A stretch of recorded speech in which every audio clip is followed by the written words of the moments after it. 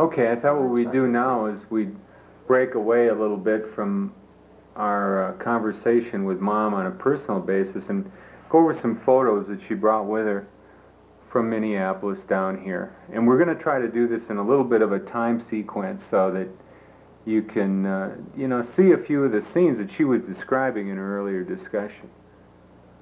Okay, Ma, can you tell us what we're looking at here? Okay, so this is a country school, the one-room country school that I went to, and this was when I suppose I was in 3rd grade, because I see my sister Helen in the picture and my brother Howard that were in school with me, so I was about a 3rd grader.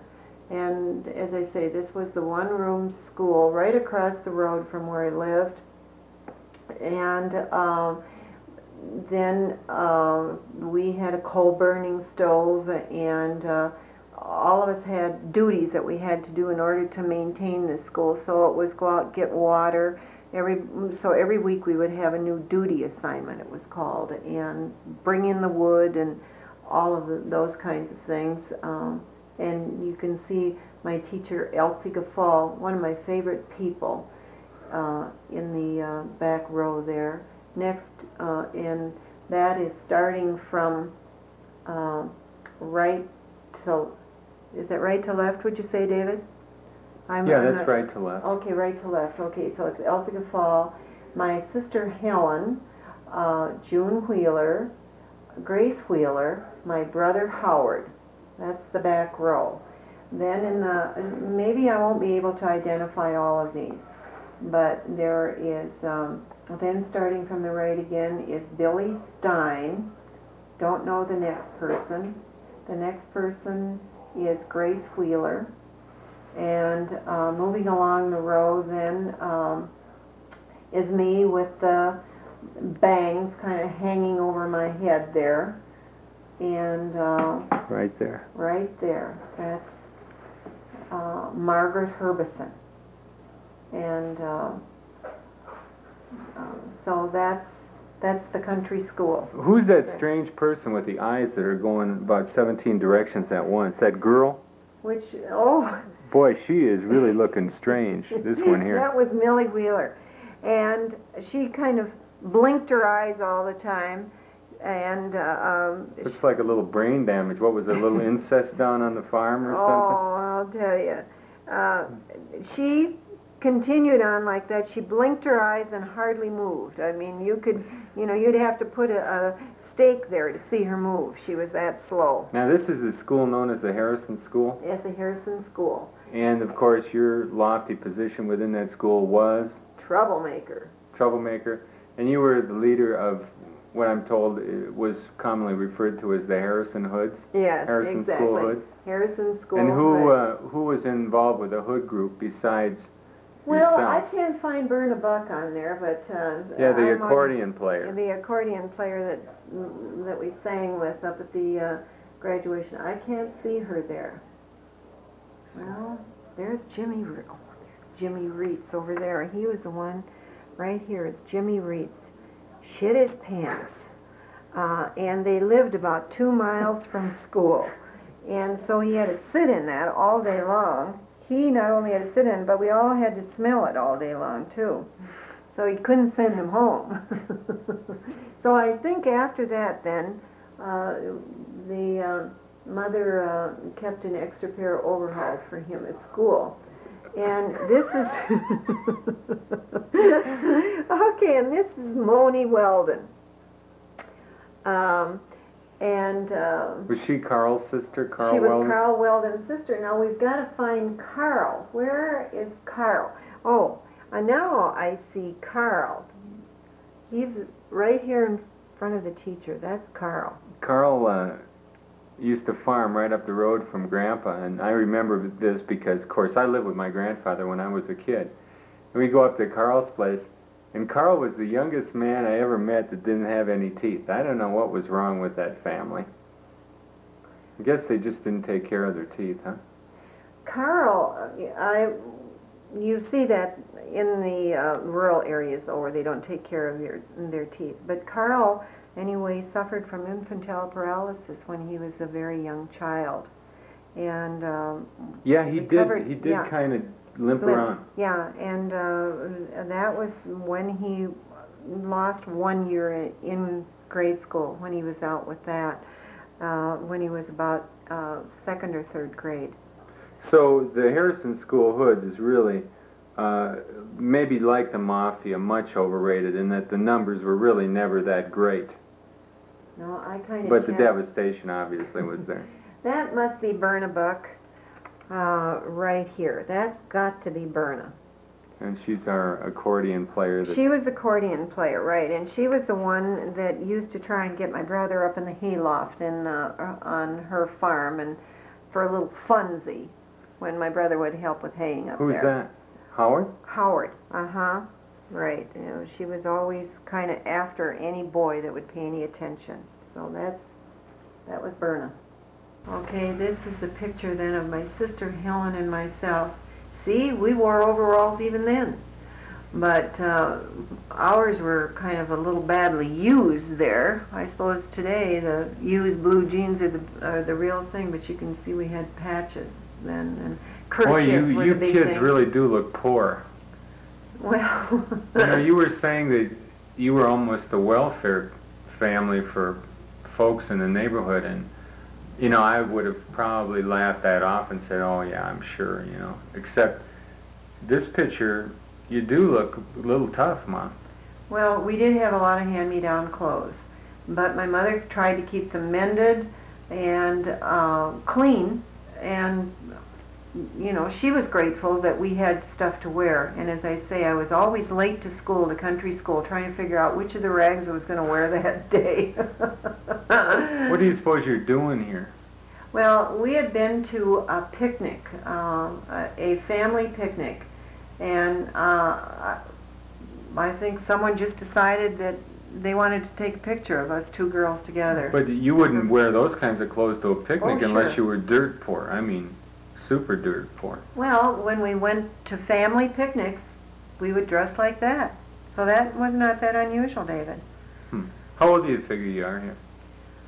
I would say that I was probably 10, and my sister would be 14. My sister Helen would be 14 at that time. So that is about right. Was that the most fun? Was these family picnics? A lot of family picnics during the summer months, and yes, they were really fun. We had a lot of cousins our own age, and we got acquainted with them and kept in touch with many of them then down through the years. This is my sister and I, clowning my sister Pat and I. Although she was younger than I was, I guess I was kind of standing in a hole there. I was 16 and Pat was only about 12, but she was tall and slim for her age.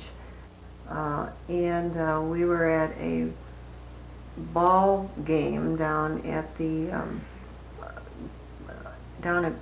Plum City Park. This is a picture, a couple of pictures of my brother Howard, who was in the 88th Airborne Division. He got in right before the war was over and then went to Japan with that airborne division. He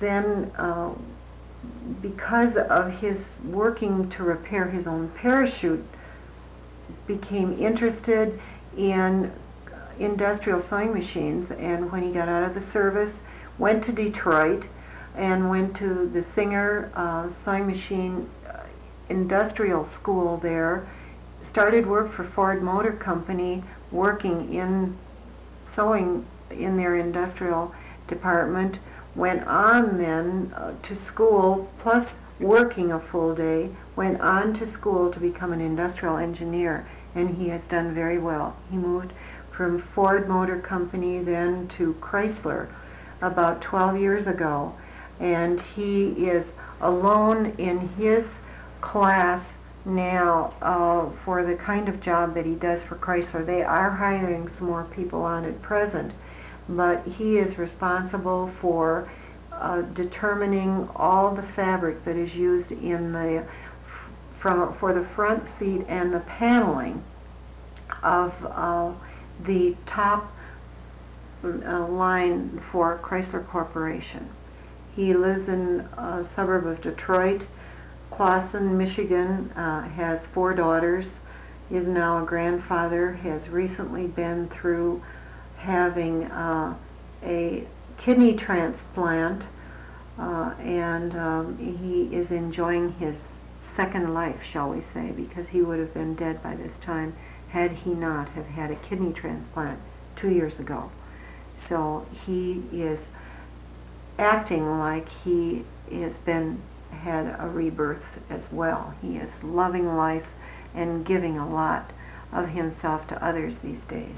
So What was your relationship when you were kids, between you and Howard? Were you buddies, or? Yeah, we were pretty close. Howard and I were probably the closest until he left for the service. And he left right prior to graduation. He never really finished school with the rest of his class. He left in about March for this special ASTRAP training program, it was called, up in Houghton, Michigan. And while he was there, then he met his Audrey Coombe, to whom he is married today. So we had a special relationship, yeah. When he would get the car, he would always let me go along if he didn't have a special date. So we went to dances together, and yes, we had a good time together. And then my sister Helen, who is my elder sister, and Jack, her husband, her first husband, I should say. Now, Helen kind of occupies a special place in the family, as I understand it. She was considered the prettiest of the girls. Guys would try to take her out. She brought you along on a couple of dates or something too, wasn't it? What's the story there? Well, and people liked her well enough, so they then tried to date me. If she refused them, or if she was cast them off, then they would come to me next. But they soon found out that I and Helen were not much alike. So we chose different kinds of relationships for sure. Helen was the first of our family then to go out into the workforce, and she came to St. Paul and went to work for Montgomery Wards, and she was an order filler for a while and roller skated around picking up all the things that were needed for orders. And from there she went into the billing department. And when I was ready to go into the workforce, then Helen was still rooming near Montgomery Wards, and so I lived in the same place as Helen did, and then I went on from there. But Helen was married to Jack for about 25 years and was divorced a little over 12 years ago. When we put this picture on, you indicated that you wanted to talk a little bit about Pat. You were kind of anxious about it. Okay, Sister Pat is my real favorite friend and sister. Not only is she a sister, but she's extremely close to me today, and we share a lot of our future plans together and really caring things, whether it's good or bad. I share a lot of those. We do share them back and forth. She's been my bridesmaid twice. And I said, one ended in a divorce, the other one my husband died. If I ever get married again, Pat, you're not going to stand up for me in a yellow dress, because it was yellow for both weddings. And I said, if I do have you, it won't be a yellow dress. It seems to not work out too well. Pat then is currently working for an attorney's office in a small town in Wisconsin. She traveled with her husband after she got married for many years in a trailer home.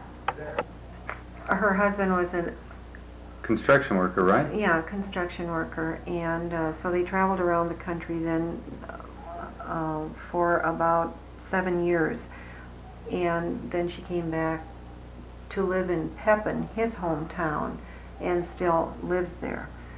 One of the things I can't understand about why you like her is that I was told that when I was living down on Grandpa's farm, you know, after the divorce went through, and I would go down and live with Grandpa, that she said that she didn't see why Grandpa would take me in, and I thought I was kind of a contributor. I thought he kind of liked me as a grandson, and I thought that that was kind of mean of her to say that, and I would think that you would hold that against her. Pat has a jealousy problem. I think that she has probably felt the most unwanted, probably is the stranger in the whole family, probably is the most sensitive of the whole family, and has never had the good vibes that I did from the aunts and uncles that got to visit, got to do special things with all their kids and that. Pat never had that advantage. So I guess I've given her the benefit of the doubt that she has a deep, very good heart.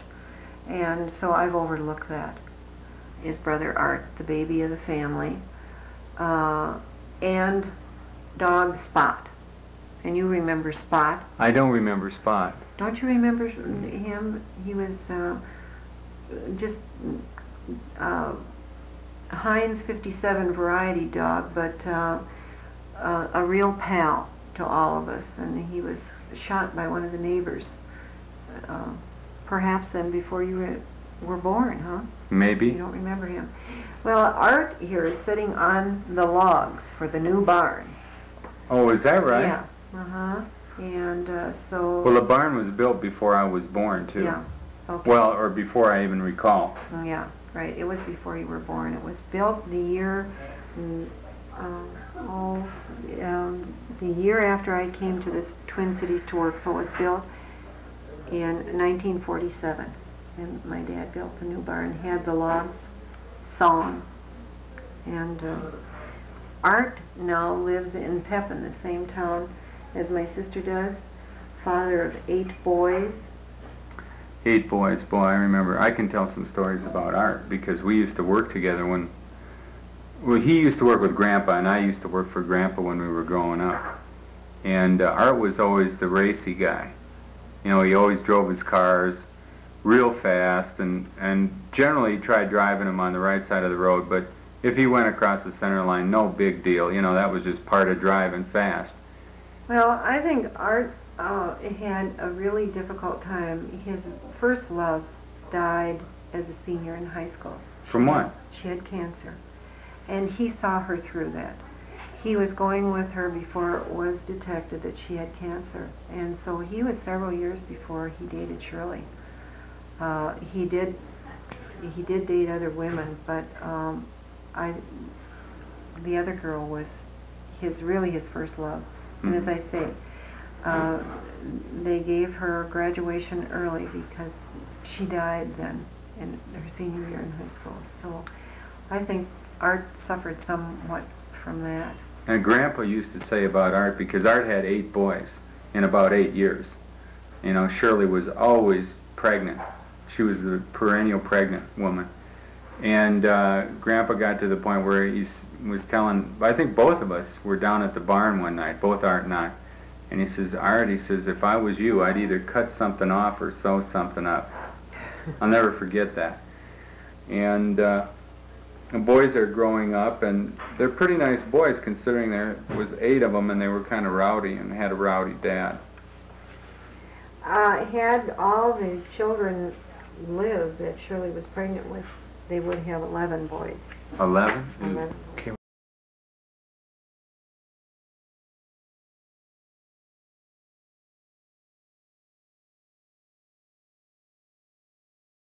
Okay, David. These are my parents, Gladys and Donald Herbison. Oh, it is. I thought it was at the farm. But now, when I look at it, it looks like they must have been on a trip someplace. Yeah. Because there are, looks like sandstone hill off to the side. And although they did have a bird bath in their own flower garden, that's what made me think that it was theirs. But then I see that it isn't the same flower garden. This is how I remember Grandpa and Grandma's looking. But, you know, Grandpa's pretty much got his hair is pretty much off of his head at this point. And you can see he's got kind of a white head. That's the old farmer tan from a bald-headed farmer guy wearing a cap. I would say that really in the family, Grandpa was the social animal. He was the one that would say to my mother, let's do this and let's do that. And I think part of it was just an energy level. He had more energy than what my mother did. After she was through caring for the kids and getting their clothes ready and everything, I don't think she had time to think beyond each task she was doing. So my father was the one that would get her going to card clubs. There was a group around our neighborhood where about 8 couples belonged to it. So on Saturday nights then they'd go and play euchre at each other's houses on Saturday night and take the kids along, and there'd be a lunch served afterwards, so it was break up about midnight. But it was not a drinking kind of group, it was a card playing kind of group, and so that got us through the winters. Those kind of neighborhood get-togethers, because there wasn't much else going on. And then in the summertime there was the baseball games in the city parks, and we went to those quite frequently. And my father was especially fond of horse pulls and the Surrey races at the fair. So 4th of July and the county fair time was the time when they would have those. So my father always enjoyed going to those. And he was a great picnic person. Unlike a lot of men who hate that picnic fare, my dad loved all the potato salad and all the sociability and that was involved with get together for a picnic kind of thing. And it was he that would kind of pack my mother in the car on a Sunday and say, let's go and see Grandma Smith, or let's go down to Uncle Glenn's or whatever. So he was really the one that was a social animal. I think my mother's life would have been very dull had it not been for the input that my father had into the family social life. And of course, I think you're right about Grandma. She was a hard-working woman. There was not a whole lot of kidding around with her. No. You know, Uncle Art, or I put a dead mouse on the table one time and to freak her out, and she jumped and she was irritated by it. She got real mad, as a matter of fact. I think she even spoke to Grandfather about that. Well, but she never forgot it either. Yeah, then she laughed about it afterwards, too. One of the highlights. And David was always pulling goofy stunts when he lived with them during the summers down there. There was this artificial plastic puke that he put down. And he had everybody going with that. Well, Mother was really surprised the first time, and then when it was pulled on everybody else after she got over her shock of it, then she loved it all. And so David was always coming with these kind of trick kits or whatever, and making life very interesting for them. So they really enjoyed. Grandpa died at 56 of a heart attack. He had had a heart attack before that he overcame, but I guess just the pump just wasn't in that great a shape. And so he spent a summer flat on his back. Grandma had a few medical problems. She had cancer at one point, and they removed that, and then she got diabetes. She looks really in great shape on this picture. Mm-hmm. Well, her whole thing was flowers, and my dad then really appreciated her garden and used to show friends around. He was very proud of that. And when they lived on the farm, she raised a lot of gladiolas, but that was a lot of work because those bulbs had to be dug and tagged and everything. So when she got back, when she lived in Pepin by herself, then Iris was her flower. And so she supplied flowers for the nursing homes, for any event that went on for the senior citizens. So they really looked forward to having her flowers. It was always a good event for them. And she also was a reporter. She would call up on the telephone everybody in the neighborhood and find out if there was any news, and then report it to the local newspaper, one of those old gossip columns. And if you're familiar with small town newspapers, you understand what that is. I think we've got one more picture of Grandpa here I'm going to put on. Here's another picture of Grandpa. I guess we mentioned that he was kind of a jokester. This is taken on the porch of the old home place. You know, Ma said it was a tar paper shack when they first built it. It was a tar paper shack when the damn thing was torn down 50 years later, too. That brick-like stuff there on the sides is just a fancy kind of asphalt tar paper. And of course there was no John in there. This is the porch area. Right when you come in from the fields, you'd wash up right behind where Grandpa's sitting there. There was always a wash basin. And they would collect water for washing hair in this tub that you see in the front. Now, I don't know if you can see what Grandpa's doing there, but he has got a fishing pole and he's fishing in the, of course, the tank where they, or the pail where they catch the rainwater for hair wash. And so this is kind of a fun type picture. He also used to take a leak off the front porch, or I used to take a leak off the front porch. He was classy enough. He walked about 20 feet and went in the rose bushes on the side of the house. But if you got a whiff of that barnyard, you know, so what if you did take a leak in those rose bushes? Could never smell it. What do you got to say about this picture, Mom? Well, this is, of course, in the summertime, but in the wintertime, that whole back area behind him was always covered with firewood. We burned wood for many years along with coal, and so the house was heated then by a center stove, and later years then we had oil, but at this time it was stack and cut the wood, and I especially like to chop wood, and so after, or split the wood, use the axe to split the wood. That was kind of my favorite thing to do. So yeah, Pa was full of fun, and so he could go along with a good joke, and so he loved posing for this picture. I think this is the happy couple at like their 30th wedding anniversary, Dave. I'm sure that this was taken on a wedding anniversary. They were married on the 12th of June, and so this was taken in the yard then, out from the house. Okay, what about this shot, Mom? I say every farmer has to have his friend, a dog, and this was Spot again. And you can see the fields in the background, and this was Pa's typical wear. He had his build cap on and his denim jacket, and the windmill is in the back. We pumped our water for many, many years with the windmill. And when my dad made extra money, he worked with a man who repaired these windmills, repaired not only the pump part, but the mechanism in the top of the head. And my father was scared to death to climb, but because he needed the extra money, he would go up that 40, 50 feet in the middle of the winter and repair those necessary mechanical parts in the head of the windmill.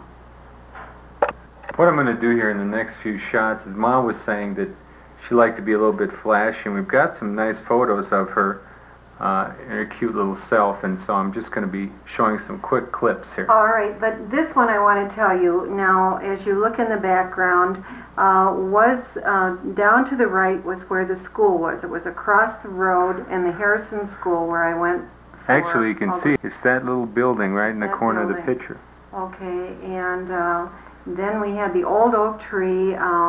David, can you point to the old oak tree where we had a swing there? Yeah. And so, David, that tree still stands in the yard. You're right, and it's been there for at least 75 years. And so this was towards the highway. The highway was down along that way. Okay.